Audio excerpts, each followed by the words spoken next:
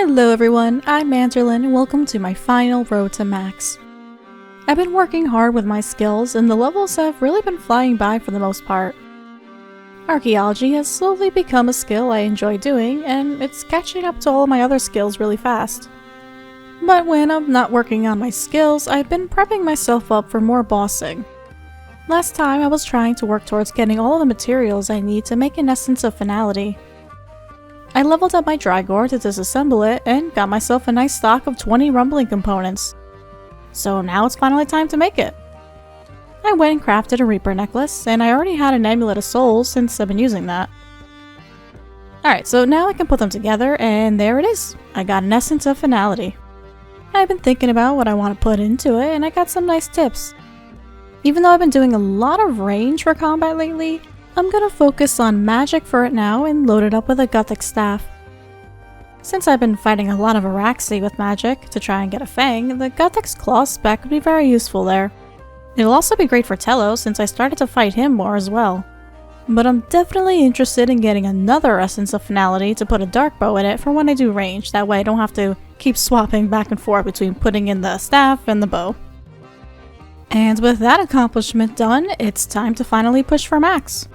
So I have 4 skills left, and first up is going to be fishing. I'm honestly really surprised it took me this long to max out fishing since I used to do it a lot. It was always my go-to skill to train when I wanted to do something AFK. But Giant Oyster got me to that 99, so time to move along. I guess archaeology is what took over as my go-to skill for something AFK because I've had a lot of artifacts stored away. I'm also really interested in grinding out some Tetra Compass pieces, so I've kind of been focusing on getting artifacts to complete the Green Gobo collection. I'm getting some great use of my new Encamdo Madoc too. I'm making sure to get all of the artifacts I need to fill in all of the collections as I reach a new level. I have no idea if I want to go for Trimmed Completionist eventually, but I figured I might as well try to finish all of the collections as I go. That way it'll make it a little bit easier in case I do want to go for it at some point. I was a bit lacking for some of the materials that I needed to restore all of the artifacts, but instead of just going for it and trying to excavate them myself, I just bought what I needed and kept restoring till I got 99 archaeology. So now all that's left is dungeoneering and cooking. Now cooking is a very easy skill to max, and I really don't know how I've lasted this long without getting it to 99. I could definitely get it out of the way right now pretty easily, but at this point I think it would be pretty funny to just have that be my last skill for max. So on to dungeoneering. If you didn't know already, I really hate dungeoneering. It's definitely my least favorite skill. To me, runecrafting seems just wonderful in comparison, which I know is an opinion a lot of people don't really share. I know I said in a previous rant video that I want more active skills, and well, dungeoneering is definitely active, but to me it just feels so tedious and I don't like it. Eventually, I realized that I would probably get more experience just from doing some elite dungeons. Even though I hate normal dungeoneering, I do really like elite dungeons, so that was definitely the more appealing option. So I breezed through some ED3 duos and got some nice XP from that. But after going through a few runs, I started to get a little impatient. So I just went to the Oddman store and bought some lamps. They weren't even on sale, but at that point I just really wanted to be done with that skill. 99 dungeoneering is finally out of the way. And so that just leaves cooking, but I need the right spot to host a humble little party.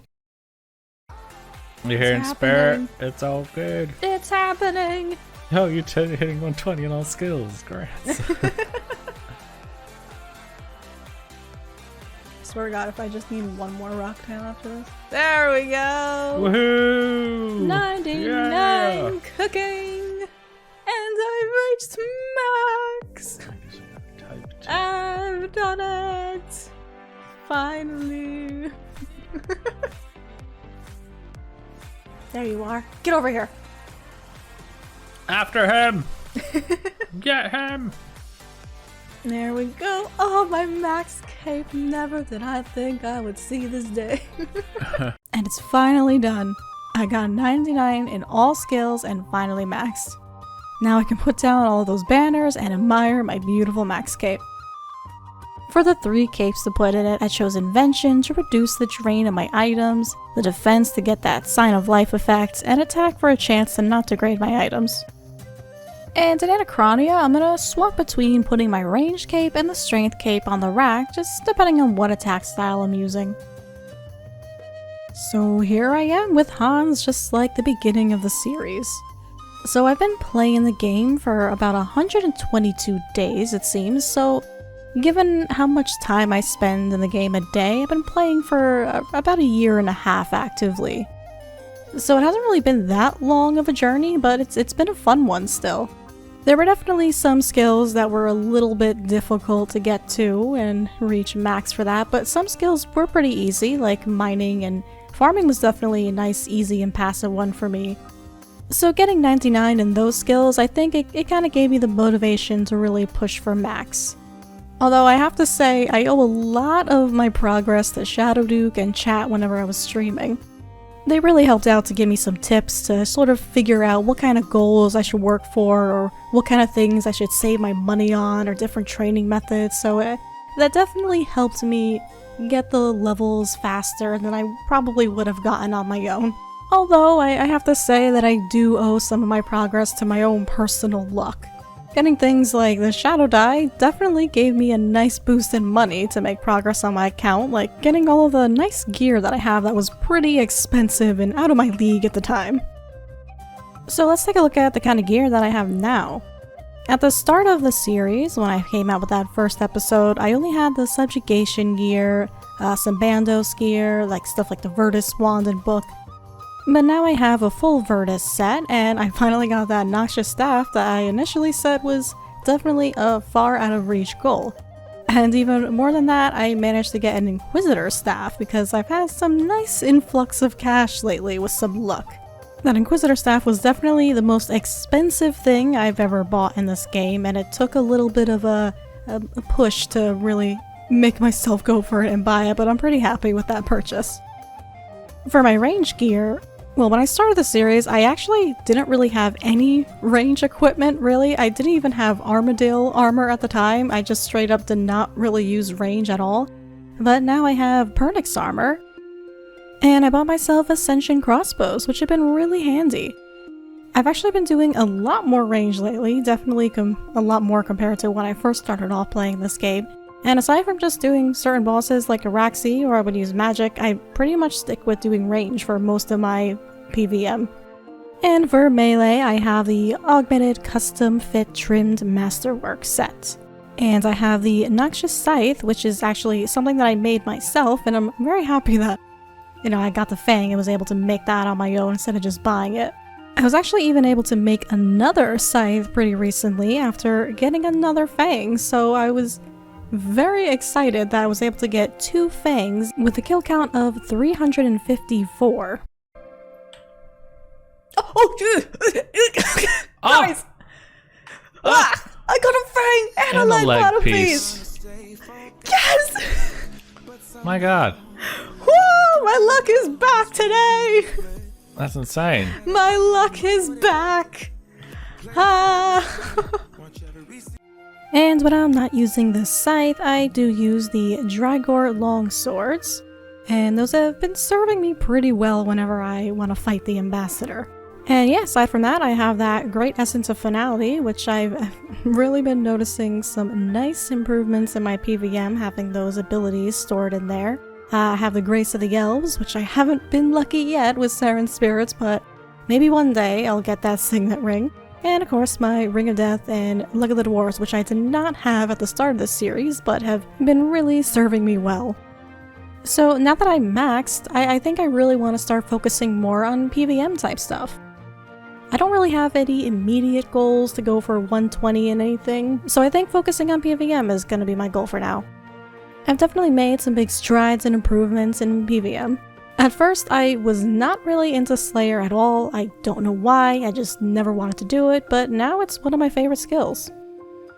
Just thinking back on it now, I remember when I first went into the fight caves, how scared I was of Jad and just completely nervous that I didn't think I could do it at all, and well, now I'm comfortable with the variety of different bosses, and Araxi, which is something that was really hard for me at first, I would say is probably one of my favorite bosses to fight. And I'm looking forward to doing some more Telos. I started to fight him a little bit more. I recently got to 100% in Rage, and I've successfully done it. I've gotten a little bit higher since then. And I think I can really make some more improvements over time, so that's another boss that I'm looking forward to really fine-tuning. So I guess in the future, I'll start to make some more PVM-focused goals for myself. I might start doing some more collection logs. I know I've done the Krill one. That's the only collection log I've completed as of now. But another collection log I'm pretty close to completing is ED2, because I have 2 of the 3 codexes for that. I just need the Greater Barge Codex from the Blackstone Dragon, and then the pet. So I still got a little ways to go, but it's pretty close compared to some other collection logs. Since I also fight a lot of Araxi, I'll probably try to work towards completing that log as well.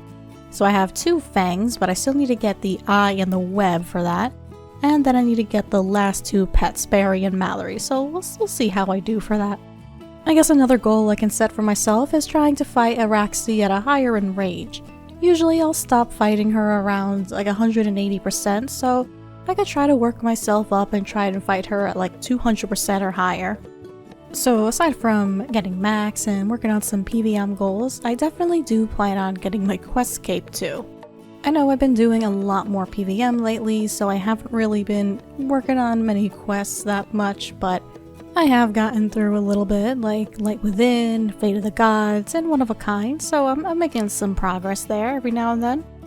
I will get back to doing some quests at some point, because I do really want to get that Questscape. But yeah, so in terms of Road to Max, I guess this is going to be the final video. I may come out with videos every now and then to show some other kind of updates though, like if I met one of those PVM goals or got something interesting.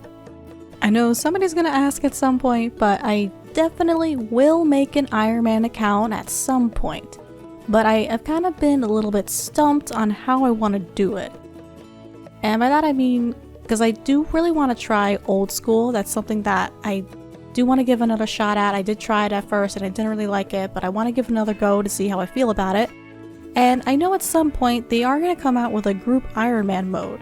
So I really want to try that out with Shadow Duke. So because of that, I'm not really sure if I want to make an Iron Man here on RS3 or wait for that group Iron Man to come out on old school and then try it out there to sort of 2 birds with 1 stone, try out old school and Iron Man at the same time.